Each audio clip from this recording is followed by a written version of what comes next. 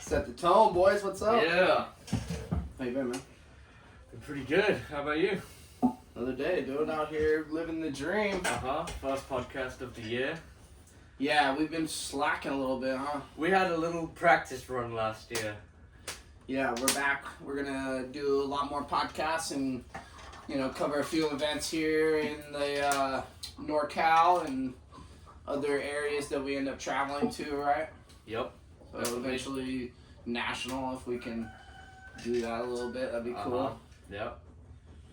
Yeah. Try and document our individual journeys on the farm, competing, day-to-day life, that sort of thing. All right. How's the journey? You fought since the last time? I did, yeah.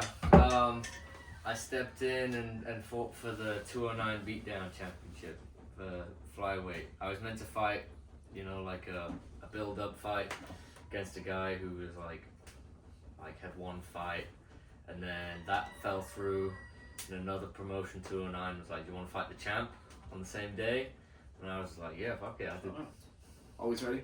Yeah. I like that, dude. I think as somebody who's high level or considering themselves in the game at all, you need to kind of stay ready like that. Mm-hmm. Through injuries and life that happens, milestones and all kinds of different things that could derail your journey. It's really not about who's the best in this game. It's about who's last. Who can last the longest, because every day it's like a puppy mill. A fresh person comes in and they don't know anything, and you do.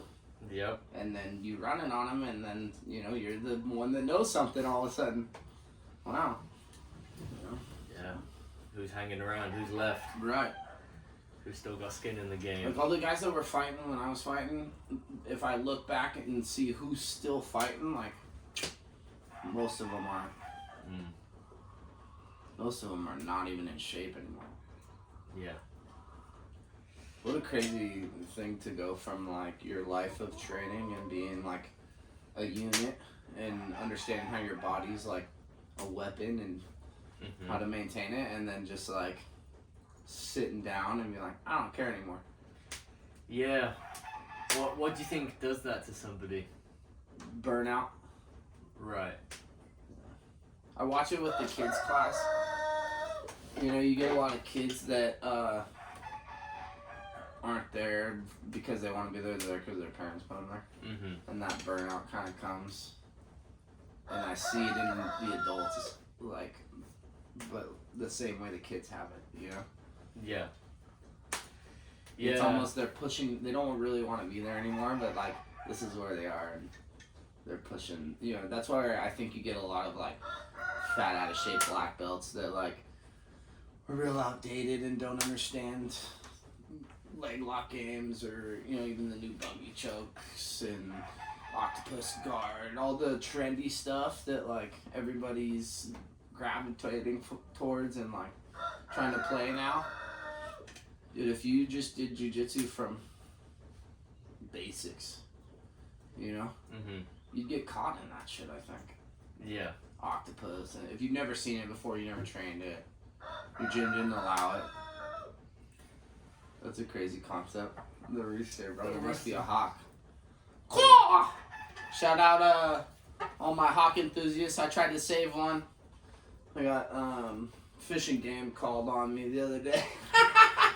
Trying to save a hawk, bro, and it was because I took a video, sending it to my wife, joking, and I was like, "Oh, he's the homie. I'm gonna keep him," And they didn't like that. Somebody turned me in. I got somebody on my page that somebody snitched then, eh? Somebody snitched, yeah. I got rolled on at my farmer's market table. Wow. Yeah. Yeah, I was gonna say. The homie pulled up with his gun and his badge and his notebook, and he's stood behind somebody. I was giving out a flat to somebody in front of him, and I looked at him and I was like, "You're not here by age, are you, sir?" He was like, and I was like, "Damn." Wow. And I thought about it, and I was like, what could this guy want? And I've been running a lot of livestock, in the vineyards and stuff, and I'm wondering if he was coming to talk to me about if I've seen anybody poaching or anything, because I'm in the center of all the hunting grounds basically, So I thought he was just coming to like see if I saw anything. You know what I mean? And he's like, anything about a hawk? And I'm like, oh, the hawk, dude? Yeah, he died, bro.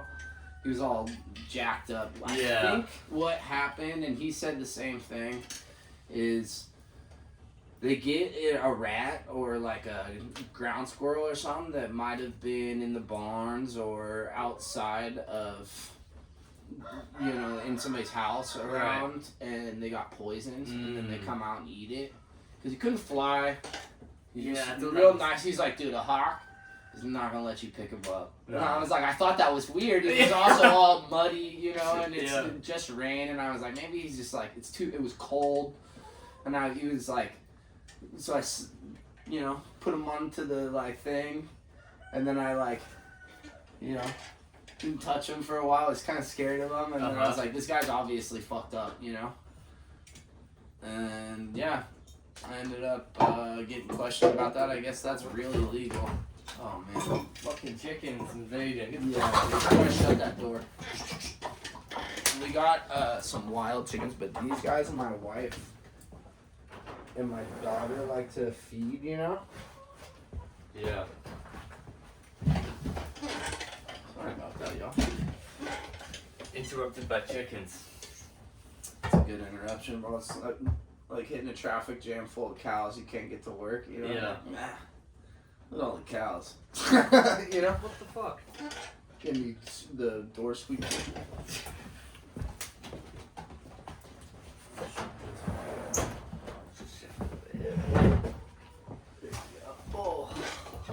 There we go. No more chickens.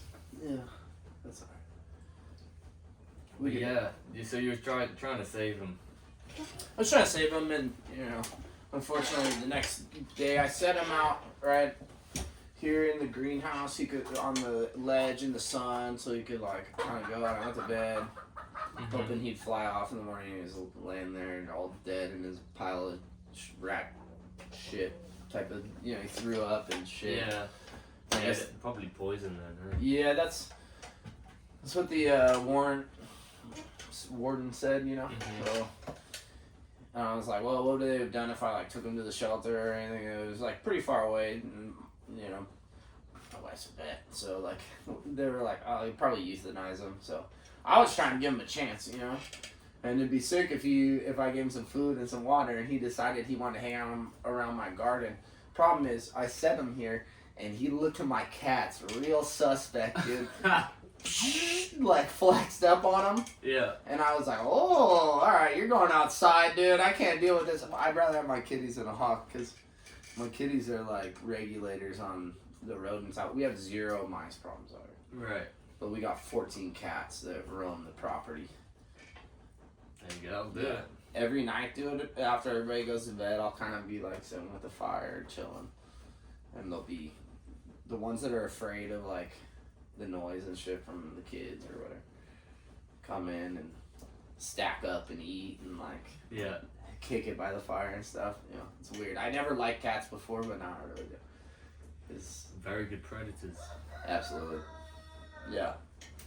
They move good too. If you watch a cat move. Yeah. You know, it's kind of interesting. Definitely. Anyways, where were we going with that? Well, we're talking about fighting first. Yeah. Distracted by the chicken invasion. Yeah, we got rolled on by some chickens. But yeah, we were saying about keeping in shape. If you're in the fight game, you gotta be in shape. You gotta be ready to fight. Dude, yeah. I get if you know you're a black belt and you're disabled or something now, and all you're doing is like standing there teaching. But I think at some point, like the people that you're teaching have to recognize is like they're not learning the game anymore. You know, I think we've reached a point where there's like the sport jiu-jitsu game, and then there's like the MMA game, MMA jiu-jitsu game with the combat jiu-jitsu. Jiu-jitsu's kind of come across all levels now, into the wrestling a little bit now with the UWW grappling. It's really like imprinted, whereas like it was just a little thing that came from you know Japan and then Brazil and then came here. now it's like spread, bro, and different versions have come of it, which I think is great. I like the American jiu-jitsu version of it, from the feet. I think jiu-jitsu always starts on your feet. You know? Right. But I also understand a tactical advantage, especially in a tournament situation where if I pull guard, now we're playing a game where I just have to like sweep you and I get points. I'm gonna shoot on you anyways. It's already halfway through it, you know. And some guys are gonna out wrestle you, so like you gotta understand like where you're gonna win in a situation like that. It's very tactical, right? Versus getting on somebody and trying to out wrestle them and get on their head and, you know, bully them into a nice shot, set up that shot. If you watch a lot of wrestling, it's a lot more physical, American style wrestling, kind of like the Russians. Yeah. Right? A lot of ties, a lot of upper head snaps and like front headlocks, throw bys. Yeah. Yeah. Throw bys have taken over jiu-jitsu. You see a lot of those. Throw bys, I call them a shuck, right? Yeah. Shuck bys, where you catch them reaching outside their elbows. I think that's one of the most utilized. I don't like to let a guy get a hold of me. If you get into these like wrestling matches where guys are so strong, you can play a game where you like almost like wax on, wax off kind of deal where you juke their hands and then get them circling at the same time. So they're like catch themselves reaching outside of their tight square where they're safe. Get them, you know, where they're like falling off a cliff by, you know, catch them reaching. Or I call it reaching in the dark. You know, think about getting up in the middle of the night, you just woke up and you're reaching in the dark. You want to kind of get them doing that while they're stepping so you can hit that little drag by, hit that little pass by.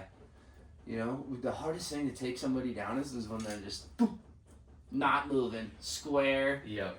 You know, on their toes, still ready to move and stuff, but like just like a little square ball of tightness, you know? You have to like blast double them through the wall and run down to get through them, you know?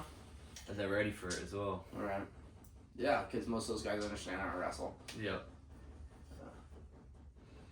What a different style and pace to American wrestling. You know, it's fast, quick. You watch like Dake and those guys, Burroughs. There's no warm-ups, right? You watch like the Russians and you get into like the Russian high-level matches. They're like counter wrestlers.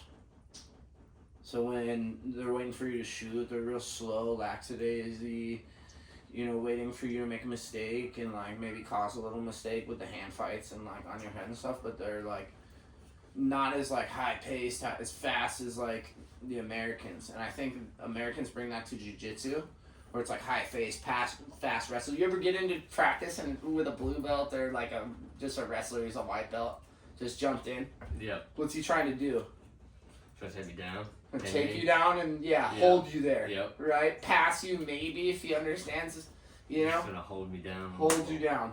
Yeah. Most of the time, if it's a really, really good wrestler, they'll take you down and they'll cut you and let you go. They're not even gonna come play the ground game with you. Right? Anti-jiu-jitsu after that, from the takedown. Yep.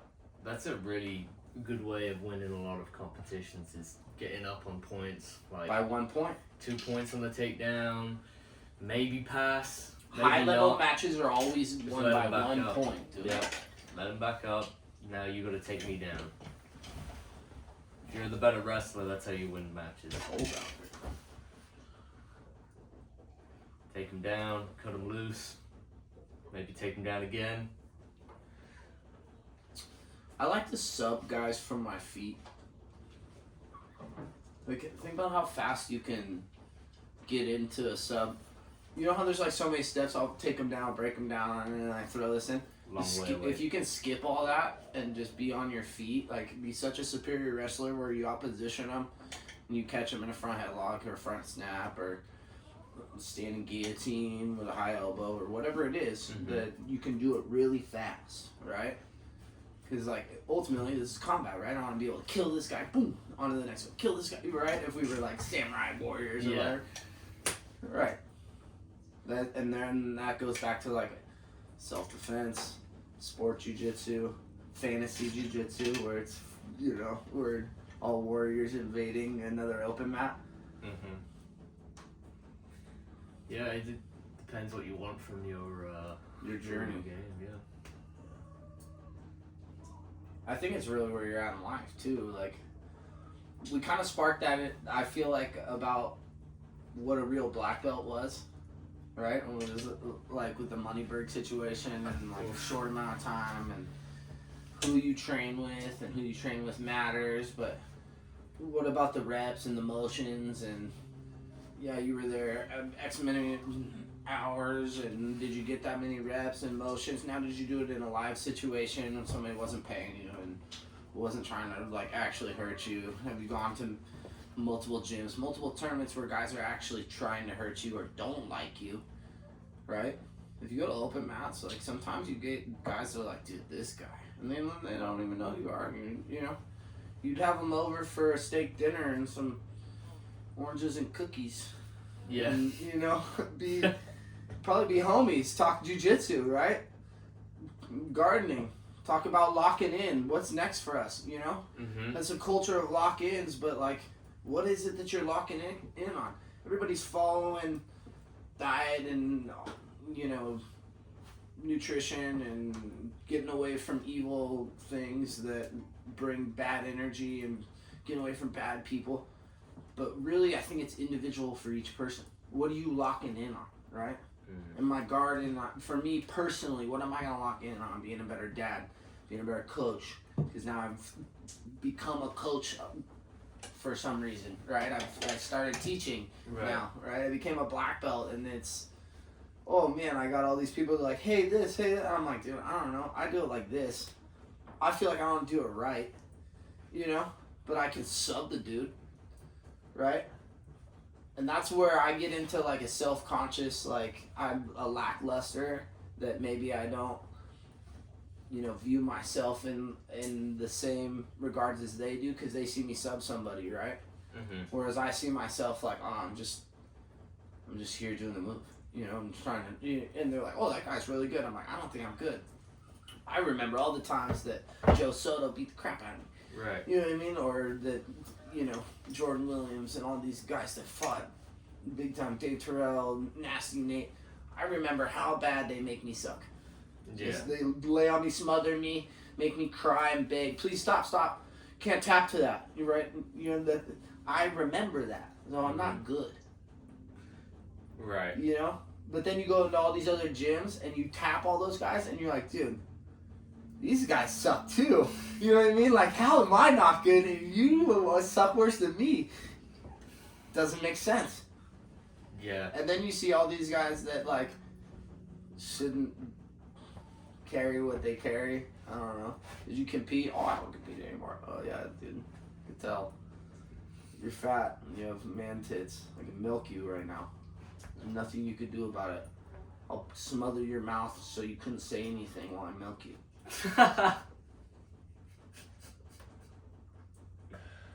Yeah. Like, it's a laughing matter, but it's not.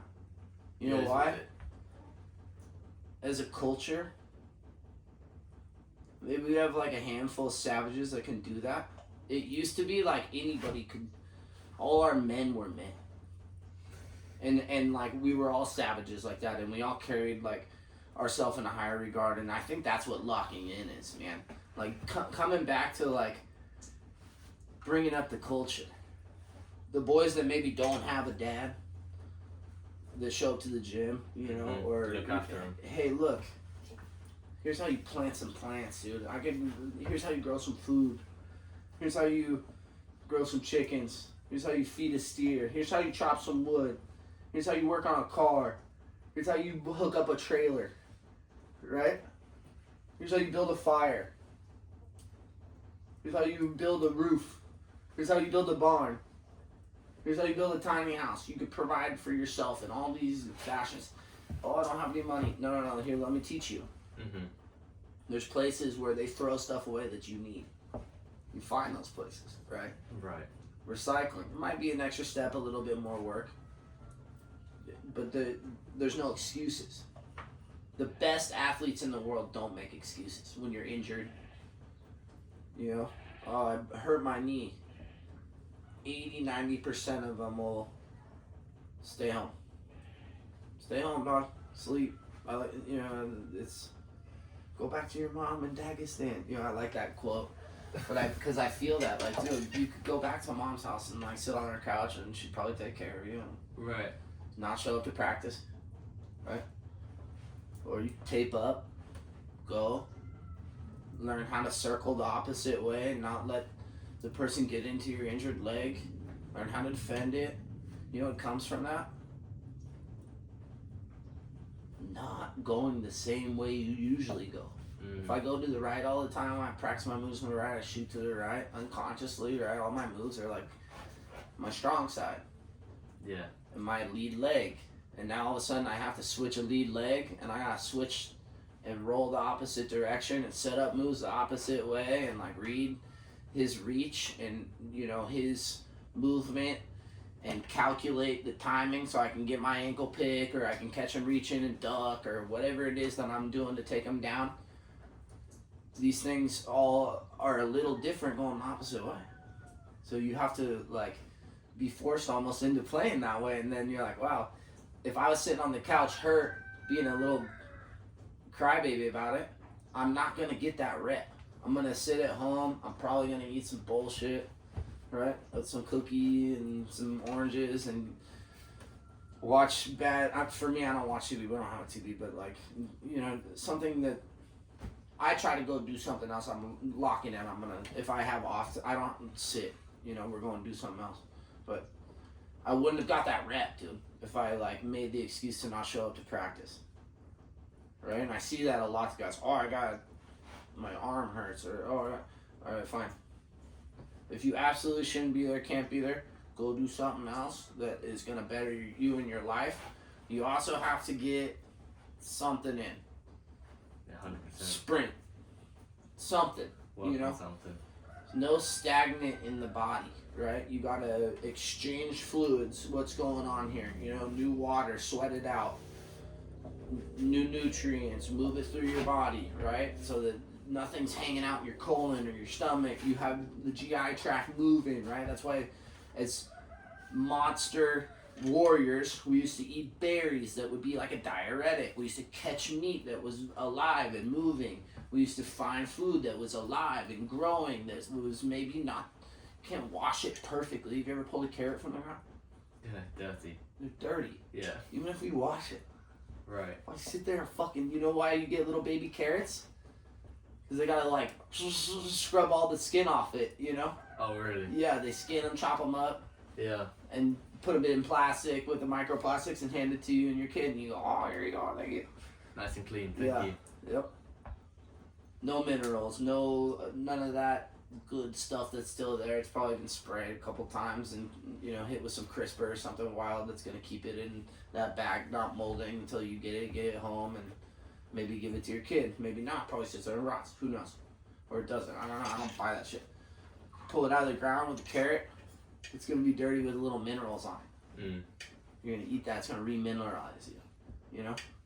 That's why it's like really important to.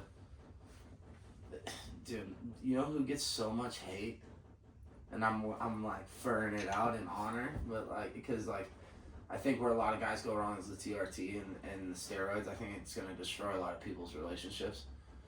I've watched it happen to guys in gyms that I've been around. I've watched really cool dudes turn really weird at points, being juiced out of their minds. You're watching it in mainstream jujitsu, right? Which is like, what's any different from me and you? Opportunity. Right? These guys have the cameras on them. That's the difference. Yeah. We're not out here raping and molesting these, whatever is going on there, bro. It's all, I think a lot of that steroid abuse, right? All these guys are on, dude, those guys are monsters,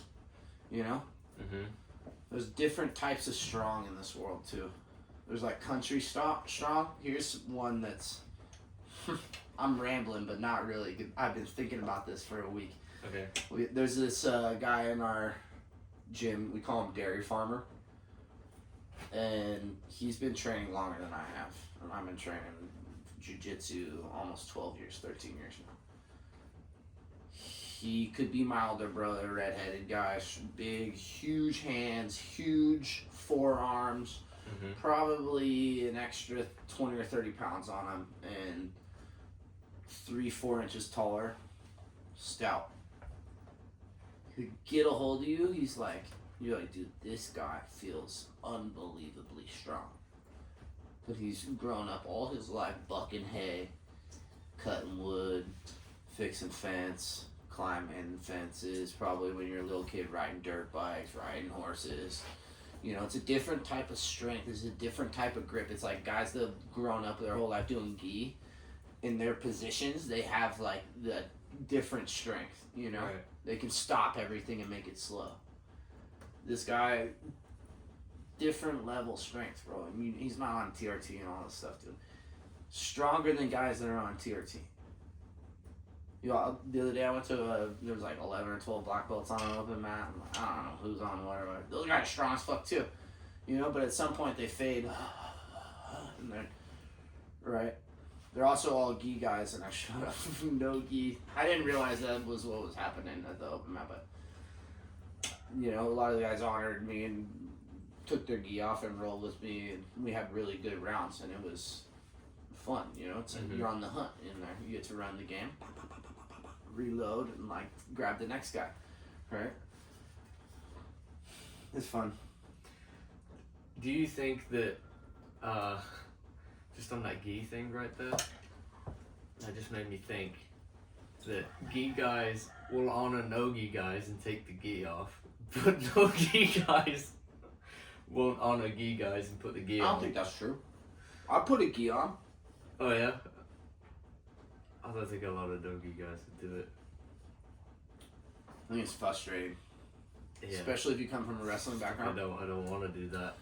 Dude, the reason why I don't fuck with IBJJF, and I think I've talked about it before, but they came to the Cow Palace and there was nobody in the purple belt bracket, and I was like coming from a wrestling background where I didn't really understand the belting. I still like, it's kind of silly to me. I understand once we get to a higher level with the black belts, like real black belts, you're like, yeah, you're a real black belt. You know, when you roll with a guy and he's dangerous from every position and almost breaks every single spot where you're like, oh man, I'm on the run. This guy's. Yeah. And then finally the timer comes, you're like, yeah, thank God. You hear a real one, dog. You know what I mean? Like, it's hard to find those things anymore. Those type of roles, you know? With the commercialization of jiu-jitsu. Which, it's good and bad for the sport, right? How do you grow the sport without, like, including everybody? And if you include everybody, it's gotta be more welcoming for everybody involved. I think it's starting to split with people being labelled as, oh, he's a competition whatever belt, and they're a hobbyist whatever belt. I think it's frustrating They're sometimes. a time belt. Because people don't realise that about themselves, but they will be labelled that by most people in the game. Will be like, oh yeah, he's a purple belt, but he showed up for 5 years, 4 times a week, and they gave him a purple belt. What do you think of that? I don't want it. I don't want it. I don't want it. Don't give it to me because, you know, I'm around. I personally think my philosophy on it is you are what you eat. If you can tap all the purple belts out, you're a purple belt. Right. If you can tap all the brown belts out, you're a brown belt. If you can tap a lot of black belts out, you're a black belt. What about a purple belt that can tap out higher belts? But then you start factoring in age, But in competition. weight, in competition. You're running off of brackets. Because that is the fairest way to be like, So you guys have to are compete to get your belts. around the same weight, you're all the same belt, let's see who's killing who. This is the only thing, and I fall on both sides of the fence, right on my nuts, bro. I swear. Dude, and that it's between a rock and a hard place. I roll with a guy that's just last night. I was like, hey, Phil, what's up? Have you done a tournament before? And he's like, I've done one tournament. I don't like the way it feels. Dude's a killer. You know, Okay. and like has trained martial arts his whole life, Mm-hmm. and you know what I mean. So what do you do on a guy like that? Is he gonna open mats? Nobody teaches every night, and he rolls live every night, And he can. and he can tap good guys that are competition guys. That's probably a way to I do think it. that's the deciding factor. Is can you tap competition guys at the belt that you're at? Run your dude. Even your if you don't competition dudes. go- What if you're a gym that doesn't have competition dudes? Make sure you go and find them. Open mats. There's Yeah. no excuses there. You gotta go find them. Right. Yeah. Dude, there's enough open mats. What if you're in Podunk fucking Oklahoma or, you know, out in, no offense, but there's some towns out there that are There's nothing around. 10 guys, dude, you know? How's there open mat? You have to travel 3-4 hours just to find some mat space. What about that? Mm-hmm. You better get some gas money, dog. Yeah. Dude, I think if you're serious about the game, you gotta move. I think ignorance is bliss for those people, to be honest. If you want to just sit there and be like, oh, I'm the best in this town and the town over and the town over, and there's no way to prove that. Like you say, if you move and you go to somewhere like Vegas or San Diego. San Diego, that's the one. LA. Yeah. LA's got a lot of opportunity to roll with a lot of different guys. I think you'll find a lot of hobbyists still. But I think if you know the right places and the right times, you'll run into some good competition guys where you can, you know, do 8-9 hard rounds and get your hour workout, 2-hour hard competition round workout, you know? Mm-hmm. And then go do whatever you need to do solo later on. Somebody also always told me, and I think this is one that the young kids should really sit and replay this for a second. It doesn't matter how hard you work in the room when everybody else is there looking. It's what you're doing when nobody else is looking. It's really easy to show up for an hour or two. For some people, it's really hard to show up for an hour or two. Those guys aren't even on the bracket list, right? I'm talking about these guys that are on the top of the bracket, top of the podium, right? And most of those guys, as they transition into life, they'll be on top of whatever it is they're trying to accomplish, right? Mm-hmm. But it really comes down to being able to I lost it. It's all good. What was I talking about right before that? Saying about how it matters more of what you're doing when nobody can see you, right? Rather than just exactly. showing up to practice and going hard then. Practicing going hard when nobody's looking, man. Yeah. Like, and that's in life outside. How do you moving back to locking in. How do you eat? How are you locked in, man? You know, I like Santa Cruz Medicinals, what he's doing and how he's moving with his brand, and you know, he's making a movement. I would go a little differently, where I would take some of these guys and like not only make them consumers of the movement, but producers of the movement. You understand? I want to grab these guys up that maybe all they do in their off time is just like sit on the couch and like study jiu-jitsu, which is fine. You'll do fine doing that, and if that's the only thing you want to do, gotta have some kind of skill on the backside. Yeah. Right? Some kind of thing that you could maybe build yourself. Maybe you built yourself a tiny house or something out of scrap 2x4s from construction sites around that you're doing. There's all kinds of scrap material. They throw thousands of dollars worth of lumber away yearly. Get yourself a little dump hauling business with a truck and be real picky about what kind of loads you accept. And when some nice lumber comes across, when somebody's grandpa dies and they need to clean their wood shed out or whatever, there's usually tons of wood, and people don't really understand the value of wood, or even if it's just little pieces of cut and drop, and you're able to take it and like have an idea where you're gonna store it so it's safe and stuff and build, right? Mm-hmm. Make them a producer. Make these kids able to produce some food, grow for themselves, build for themselves, provide for themselves. Now you can teach them how to be a weapon with the jiu-jitsu.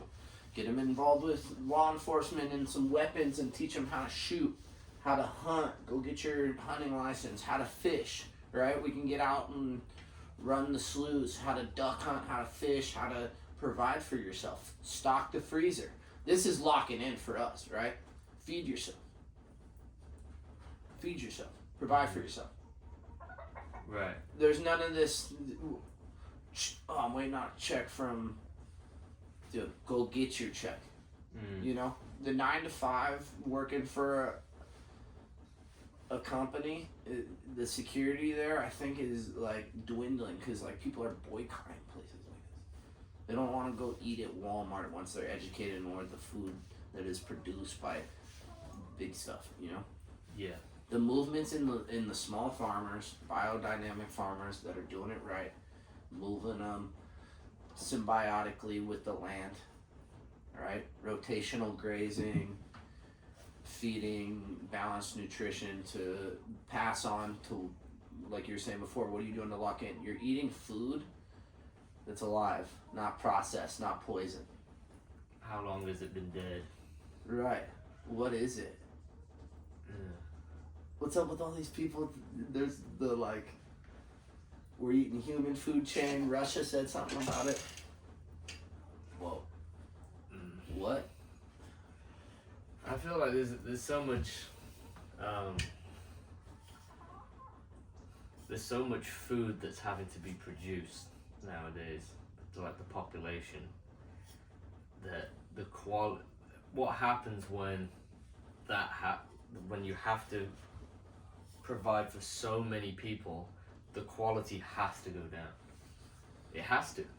No, I think there's a lot of food waste, right? And I think people's understanding of food and how it's produced, and then like everybody takes a little more personal responsibility of like, dude, you don't have to provide everything. Like your neighbor can grow some cows, we can do some chickens. You can do vegetables. You guys grow onions. These guys grow garlic. These guys, it's a community deal, right? It's like a farmer's market type of deal, right? That's But where does that work comes in. with, you know, people in like cities? I think you started in the jiu-jitsu community because there's already like a lot of diversity inside of your jiu-jitsu community.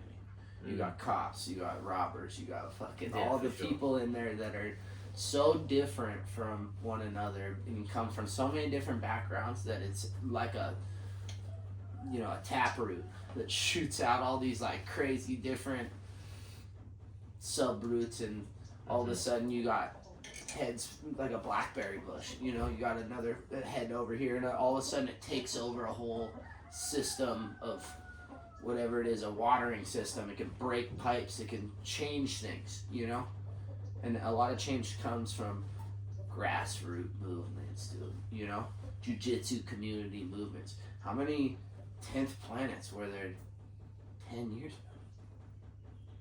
From now, if you took all those 10th planet guys and you're like, hey dude, this is how you eat mineral efficient food, and you know, it might be a little more work, but like it's a good system to where like if you're set up too, and like maybe you can find somebody that can be set up. You don't have to necessarily do it for yourself. Go out and maybe you don't have land and your buddy next door has a backyard. Dude, you can grow tons of food off of a very small square footage. In verticulture, where it's like stuff that, you know, can grow up and down on vines and stuff, or like trellises. Right. Or like, I think the soil's the way to go. Sun, soil, fresh water, and love, right? And like, give the plant what it needs. I don't like the artificial lights. I think we're under attack with our light system. You know, the sun is usually covered up in weird clouds. But I think a lot of this will affect your jiu-jitsu. Like how good you eat, that's your fuel. Do you think, I look at people that do jiu-jitsu and probably 80% of them wouldn't care about their jiu-jitsu to the enough Right. to the point to do this. Is that Does that make me an autism? Is that the That's a clip. bro? Your autism is showing really hard right now. I think if you look at like a typical class and you gathered everybody around and you told them we've all got to stop growing our own food. You're on the garlic. You're on this. Yeah. You're on that. No, it can't be like it can't be but- a mandatory thing. No, but That's the problem. everybody was like, well, how about this idea? I don't think the reception would be very good. I think people don't. It sounds real cultish when you say it. No, well, people don't care enough to do it. It's a great. But I feel like jiu-jitsu's kind of cultish, bro. You get some of these weird, like, I'm not gonna say the names of the gyms, but we all know which ones I'm talking about. That are all bowing to a picture on the wall. I'm not saying I'm for it or not. Whatever gets you in the gym and gets you to live a better lifestyle. I understand jiu-jitsu as a tool, right? Some of us, are real autistic about it and made it our whole life, and that's where you get the superstars from, right? Right. Obsession breeds greatness. But, like, you got to understand what's going to bring that greatness. It could be by 1 point, 2 points. You have to understand how to win at the highest level, right? And your point is that eating good and living good will help with that obsession. And is all part of that obsession. There's a big picture of, like, if you drew it on, like, a painting and you could make the perfect athlete, right? And like the perfect human, right? We're also thinking about jiu-jitsu as a tool to better our lives, right? And that's where like everybody else comes in. We can't just be talking about just the competitors, right? Because that's such a small number. Right. That's such a small number. Very small percentage, right? And most other competitors are talking to like the beginners, it seems like, to help grow the sport, and I think that's really important too. But I also like to talk to the other competitors to like set the example. Like, hey, remember when you were coming up and like people weren't necessarily nice to you, and they like, I think we need to change that as a culture, but I also think there's a time where you like need to put it on your buddy. Yeah. You need to muffle fuck him. Yeah. For those of you that don't know what that is, you get 2 hands on his mouth while you're behind him and he's sweating, drowning in your sweat and crying and saying, let me go. You know what I mean? Just to remind him, like, hey, you're not that bad, bro. And a lot of people are like, oh, you're so tough. Bro, I'm not tough. It's happened to me. It's giving me nightmares, right?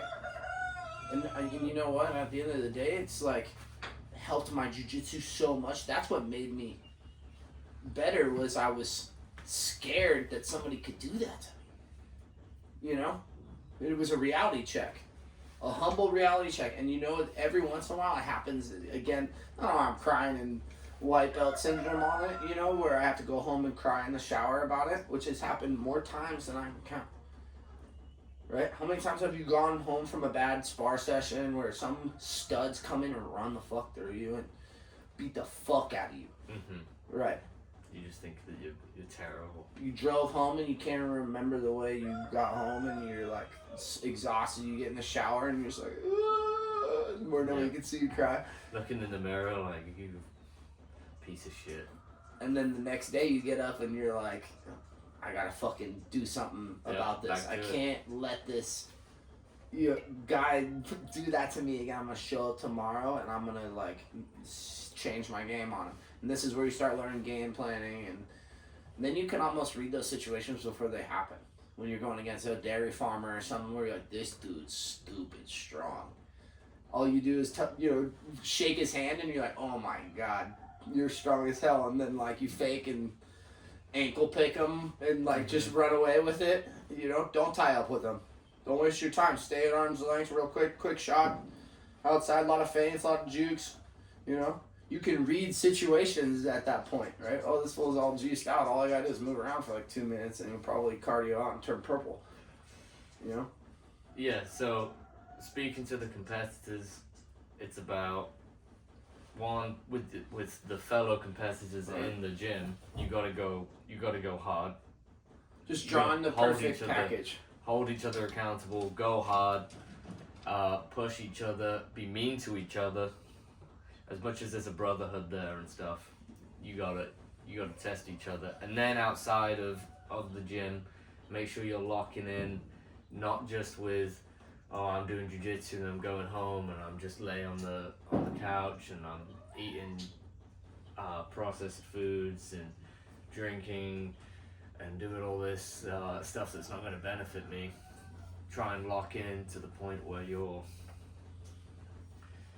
learning how to provide for yourself outside and being a man, because there is so much more to being than just being good at jiu-jitsu.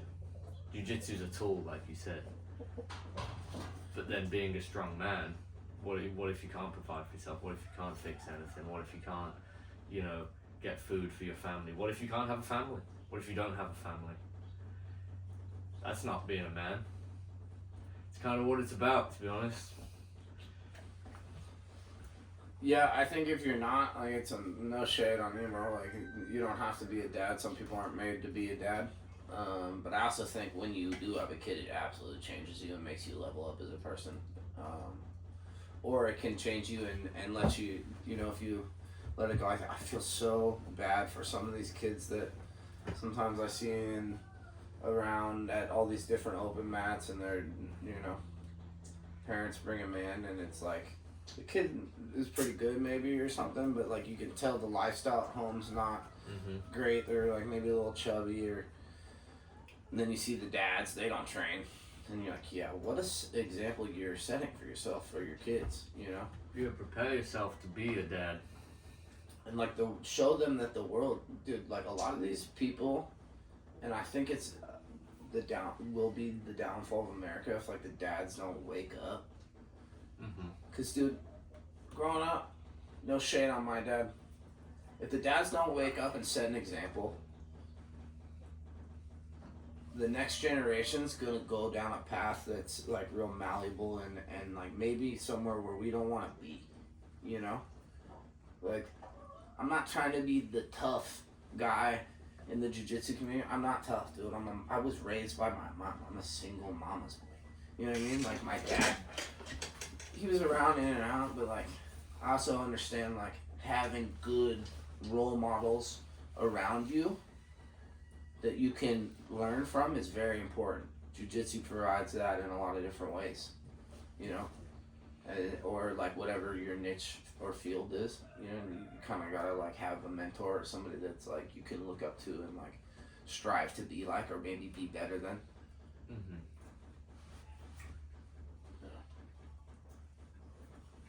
Yeah. I don't know, I just try to like be better every day. That's my lock-in, If I can look at my life, try to make it operate smoother, make more money, help influence the younger guys that have eyes on me, that are chasing me, right?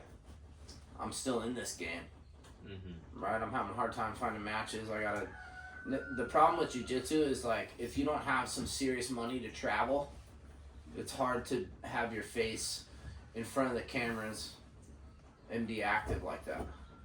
And through jiu-jitsu, if you're just focused on jiu-jitsu, there is not much money in that anyway. Unless you're teaching kids. So then where are you getting the money? Or dads. To old fat dads. Go and travel. Oh, back to what I was saying, dude. Some of these dads that show up and that don't train and then are on the sideline yelling.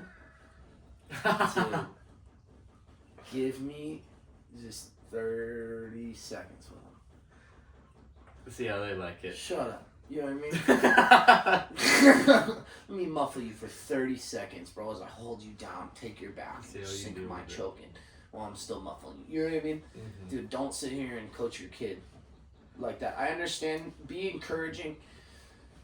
You know what I mean? But not advice. Dude, I've watched some of these kids be rolling and the dads just be yelling at them, and I'm just thinking to myself, like, dude, you need to get on the mat. You need to get on the mat. You need to not I know you're trying to tell them what to do, but like you're telling somebody else what to do. You're not setting an example. You don't even train yourself. You never rolled a day in your life. Maybe you did. I don't know, however long ago, but like clearly you don't anymore. We need to get back to the days where we're setting the example for guys. Lead by example. That's when I know I'm gonna quit. Is when the young kids that I see coming up in the kids class, I've taught my whole existence, start tapping me and tap me and tap me and tap me and tap me and tap me and tap me, and I get back to a point where I come home and cry in the shower. That's when I'll come to the point where I'm like, man, I might be too old, and then I'm gonna add like 10 more years on it, because I just gotta prove to my kids that their dad's a bad motherfucker, right? Yeah. Like, really hard to kill. That's the main thing, isn't it? Be really hard to kill. That's where I think, what's his name, Tribal Man, that ate all the Liver King. Oh yeah, the one that went mad. That's who you were talking about. Too much testosterone, bro. Yeah. Same with some of these jiu-jitsu guys that are doing weird things to their students. Man, stop touching your students. Go somewhere else. You're a good-looking dude. The fuck are you doing that for? And have you seen her brother is gonna murder you in your sleep, guy? How bad of a human do you think you are? Oh my god. It's the testosterone. That's the only thing, bro. You're not thinking straight. That's what led me down this hole. Yep. That guy was not thinking straight. That's the only logical thing. Or you think you're the baddest guy on the planet that you can get away with something like that and not have any repercussions. Dude, you're in a room full of people that get their fucking hands on you every day. He must fuck people up in that room. I wonder what that match is like between him and Luke. Dude, that's the match to make right now. Right. Make that match. It would turn into a bit more. Dude, this is where jiu-jitsu turns mainstream. This homeboy's out here fucking running the game out, being tested out of his mind, I'm assuming, because like, what the fuck are you doing? Some of these other dudes gooning it hella hard on the fucking AI shit, bro. That's a sexual offense, bro. I'm just saying. If you're making AI porn about, dude, there's gonna be laws made on that. I'll bet you. That's gonna get dark really quick. Yep. How much? Yeah, it's not something that you can comprehend doing as just a regular guy. I think if I was absolutely juiced to the girls on testosterone and I didn't have anywhere to put it, that's when your brain starts going like, what the. Bro, there's no bars in Austin? Where are you fucking training at? Dude, you're in the, like, cowboy mecca of the world. Yeah. Go down and, like, put some cowboy boots on, dude. Take your homeboy Gordon. He likes to watch. Make sure that you're safe, right? At the bar. I wasn't talking about anything else. I'm not throwing shade. Whatever you're fucking into, weirdo. You know?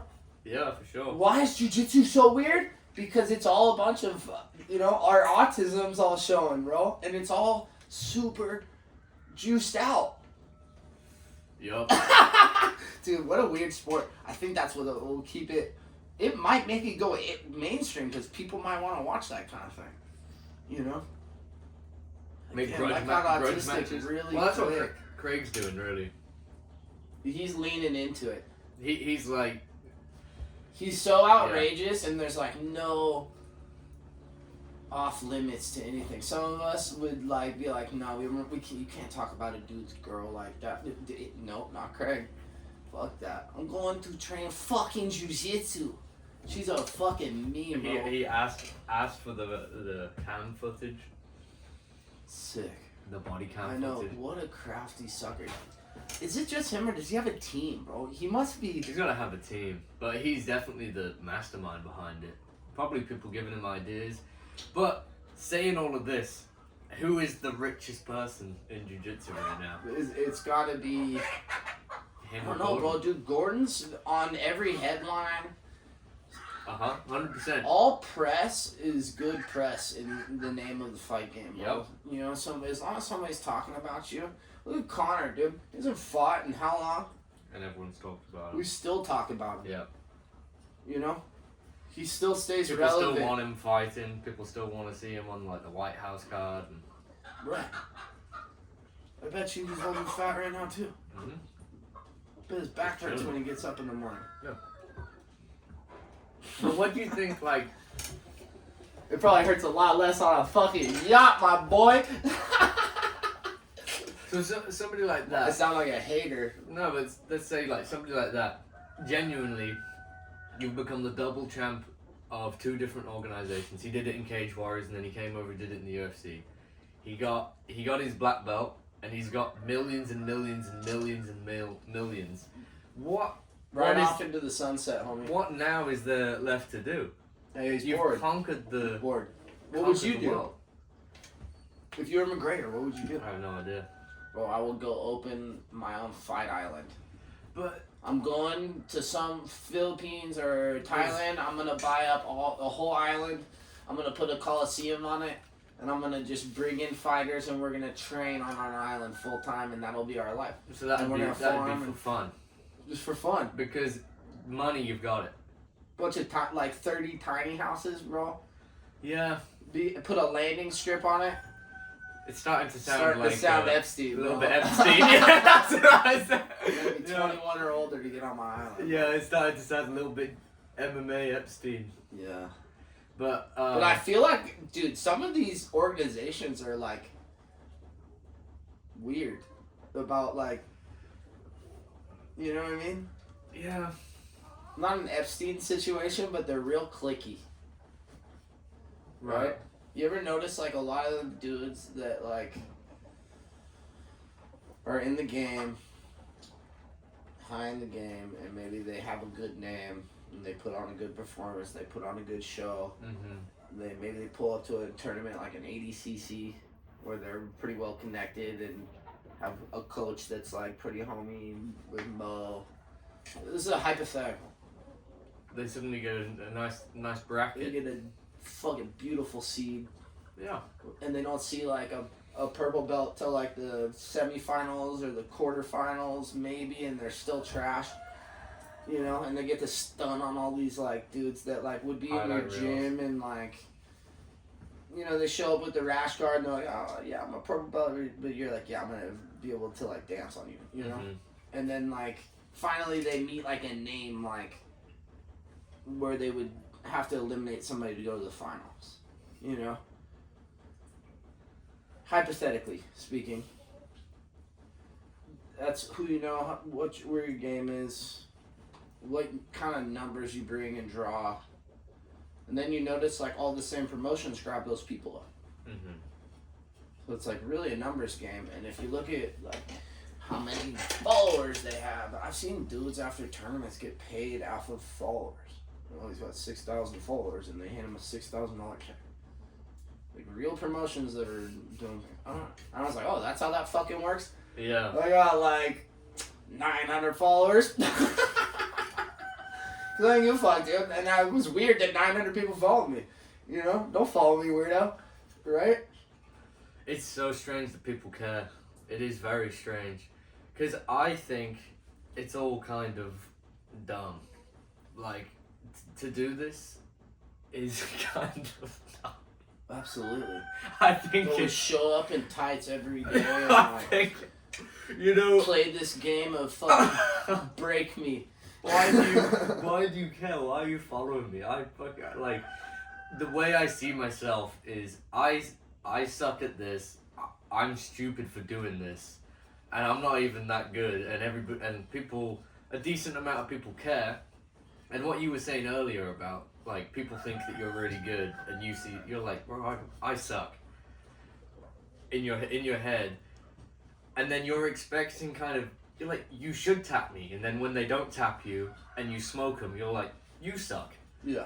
That's the how I dudes feel. on fucking Instagram or something, Facebook that are like highlight reel and they're like, this dude's, he's great, right? And then you roll with them, you're like, dude, you suck. You know? And then you're like, I suck. Yeah. And why like, haven't you beat me? You're worse than me. Yeah. I'm everybody terrible. else thinks you're really good too. Yeah. Right? And then in turn, like, oh, all of a sudden they're like selling DVDs or, you know what I mean? Dude, I also perception. Have you ever seen or heard the quote? People that can do, and people that can't teach. I've heard that. Yeah, I think that lives in jiu-jitsu. I fucking hate teaching. Right. You know what I mean? Because I don't listen. I tried to explain this to someone last night. I don't think Picasso was teaching fucking people how Art to paint. classes. He wasn't teaching people how to paint, dude. And if he was, like, I bet he got really frustrated with it. Because, like, you can't teach or express your art to people that just don't understand. Right? You're right. Like, and especially in an art where your movement is involved, and that's what is making you express yourself. You're, being expressive through movement. The chickens are fighting outside, bro. They're hens too. It's not even roosters. They're hella territorial. When you're expressing yourself through movement, dude, it's really hard to teach somebody else to do that. Right? That's why like great coaches that like Danaher and all those guys are like so technical they can like a textbook break it down to somebody. So do you think there's an art in being able to do that though? Being able to teach? Yeah. Yeah. But I also think there's an art in being able to be like self-taught. I think you'll get better if you go out and like seek knowledge from those guys. Through experience. Through experience and through finding the best guys. Go find, Caesar Gracie, the guys that started it, learn the basics. Go find the 10th Planet Squad and learn all the rubber guard system. Go run out to Iowa and learn how to wrestle off your feet and, do jiu-jitsu off your feet with all the Daisy Fresh boys that are a little more wrestlers. Go shoot out to New York and do their style of jiu-jitsu, whatever. You're going to start learning a lot of different games. So you're going to see a lot of different bodies. You're going to have a lot of different ways of handling different game plans. People don't understand that there's game plans in the game, right? They approach it as like, we're in a wrestling match. I hit this move. But it's like, I can shake you up a little bit, get you mad, get you reaching. Now our game can start. Oh, okay, now I've like mixed some emotional things into where I want you, and I'm level-headed and laughing at you, and that makes it worse. Now I'm going to hit my moves, and I'm going to go down the trail of moves that lead to the next move, right? And like it's going to be so original that like you can't really even copy it. I'm going to give you the recipe to cook. Yeah. You're still going to burn the cake, dude, because like you're not the cook, right? Yeah.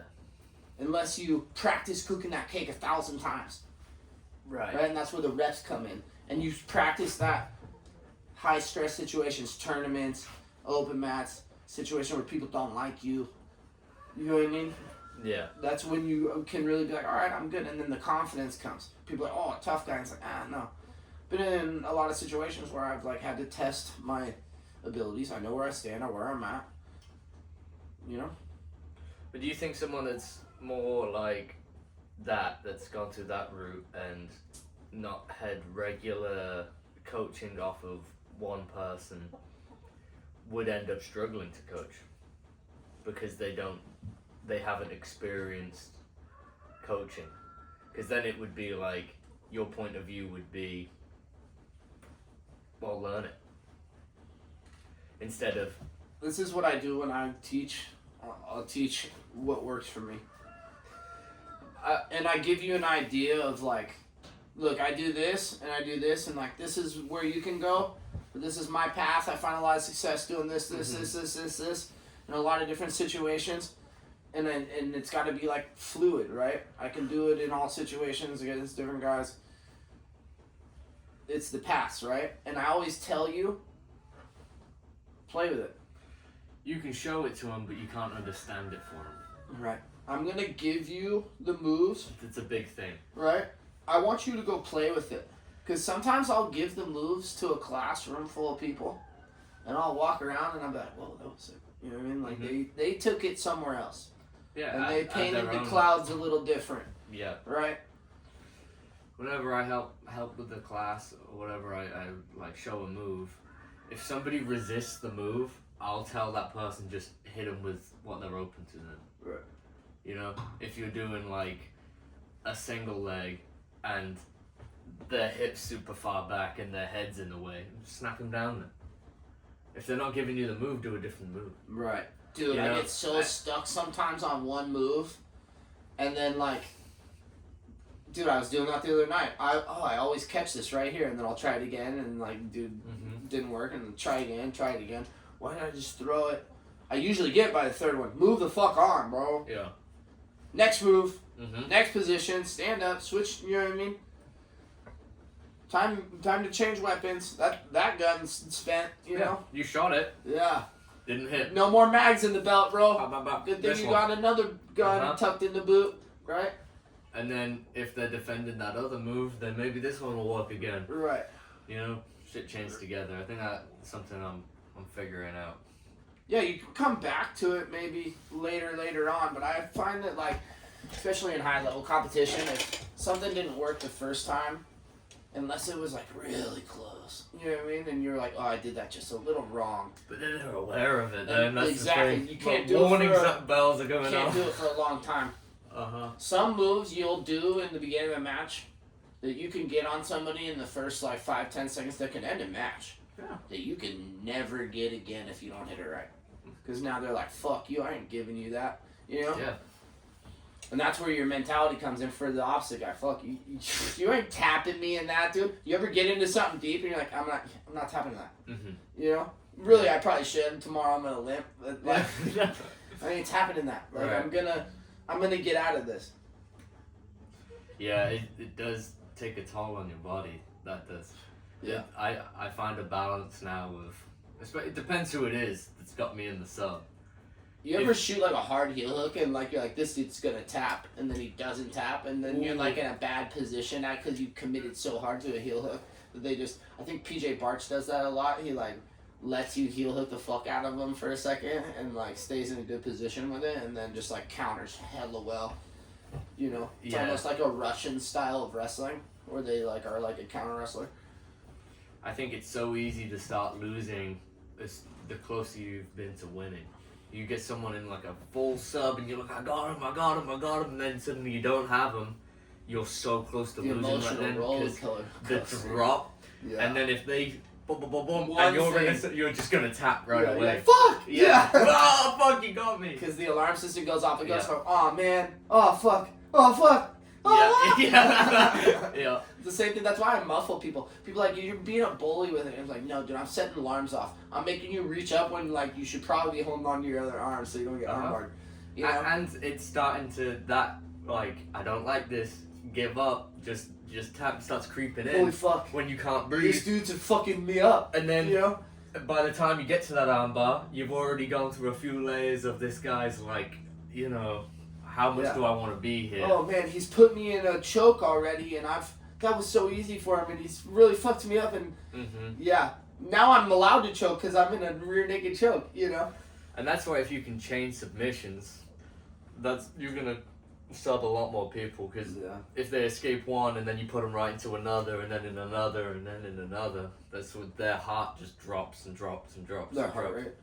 Well, no, the desire to fight. Right. I think their heart rate goes through the roof. Yes. Right. I was gonna say I feel like it goes to where like when your heart rate goes like so high you can't breathe. Yeah. And then like you're almost like giving yourself a heart attack. Dude, now add drowning into the feeling. Right. A good muffle is a drowning sensation. Right. I always like to catch it with like the bridge of like an L. Right. You know, and like hit the palm really good. And then like smack them with the backhand that comes behind it. So when they come to like, you do this. Double that thing up, bro. And then when they go to like peel it off, they like give them the hand on top and then like hold on to it. And be like, oh yeah, that sucks, huh? Way out here. Now you can't that. And if you're gangster about it and you have the other hand controlled down here, oh that sucks. You can't even reach up. You're getting muffled, fucked to death right now. Yeah, you like know? this and then. Even if they, dude, I've seen guys do like this, but if you pinch that nose right. Yeah. It'd be like being under Big Dan when he's on top, bro. There's just that sometimes you get into a position, especially when the alarm clock's going off, where you're like, fuck, I gotta get out of here, and all of a sudden you're getting like muffled to death. Yeah. I don't live and die by it. I think it can get you in trouble a lot of the time. I've had a lot of times where I'd muffle somebody, and they'd reach up to muffle me back, and that's when I can armbar them really good, or you know what I mean. Like for me, it's a good resting position, but you have to be aware that as soon as you start to muffle somebody, they're gonna do like a weird little panic, you know, where they spaz, and you have to like be able to hold on to that, like they might fuck you up. that chute opening up of the bowl bouncing out for 8 seconds. You know, it's like, oh, and then you can get off, or like they seem to relax, you know, and you can like, yeah, that sucks, doesn't it? Huh? Oh, here's another one. Oh, here's an armbar. Right. Oh, here's a triangle. Oh, now I'm on your back. Now I'm on your back muffling you. Right? Oh, now I'm gonna reach down and I'm gonna snatch your leg while I'm on a triangle on your back. Yeah. Now I got fucking options, dude. I'm gonna armbar you. I can break your arm, break your shoulder, wrist lock, break your leg, knee bar you, toe hold you. Right? Dude, really, being on the back in a triangle is king. You have so many options. You can reach down and just like, it's so hard to get out of that position. Right. I've been playing with that one a lot lately. Yeah, man. What's this? This is a gift for you. I thought we could eat. It's a hashigaki. It's like a Japanese dried fruit. It's a persimmon. Right. But the deal with this thing is it's like been massaged for like a number of time. I don't know what it is. A long time, and they hang it up, and every day they come through and massage it. I'm hoping with gloves. At first I was like, oh man, I ain't messing with that. That's crazy, you know. But and then I brought it home and I did a little research on it. Delicious. Oh yeah. Absolutely delicious. Let me grab a knife on this. This was a gift from somebody at the farmer's market. My daughter does a lot of trading. So it was a trade. Trade. Check this out. It's like a gummy worm almost, dude. Wow. It's kind of what it tastes like. Here, try that. Little cross section. Yep. They do it with and tea. What fruits is it? It's a persimmon, dried persimmon. Okay. And it's they do it with tea. Right at tea time. It's good, like for your gut. Gordon Ryan needs some of like probiotics like this for his tummy. You know what I mean? Natural stuff. We probably need to stop doing steroids. That's probably what would help. It's so wild that, I mean, like your legacy's great, but now like maybe not so much. And your body's ruined. Who am I to judge? My body's ruined too. You know, not in terms of steroids, but I don't know if you get through this and your body isn't ruined. Yeah, dude. Dirt bikes and jiu-jitsu have ran me through a wall. Yeah. And then it's like, what will make it worth it that your body's ruined? I guess Gordon Ryan has a great legacy, and he was the best in the world. Well, I feel like Gordon Ryan has become a household name. He's a Conor McGregor. If you've never done jiu-jitsu before and the first thing you hear about in jiu-jitsu is going to be Gordon Ryan. Yeah. Gordon Ryan's wife. You know what I mean? They've become the skeptical, you know? Yeah. As well as he's the champion. He's the McGregor of the jiu-jitsu world. It's become mainstream now. With mainstream, everybody on the couch, yes, I could do that. You know, they sit home and watch UFC, BJJ. That's like feeding into the culture of McDojos that are down the street. Yep. Which aren't bad. Like I said, I think there's a place for everybody. But I also think like there needs to still be the place like the Goat Shed. You know, where there's a spot of killers of boys that can just show up and just fucking talk shit and fight and spar each other and go home and be with their wife and lady and not have to, you know, show that side of them. But, you know, and you could go be somewhere that, like, in most situations in our society, you're not allowed to be. I think that's really important for a young man, you know? Right. and like understanding what you're capable of, what you're not capable of. There's a construction site not too far from here.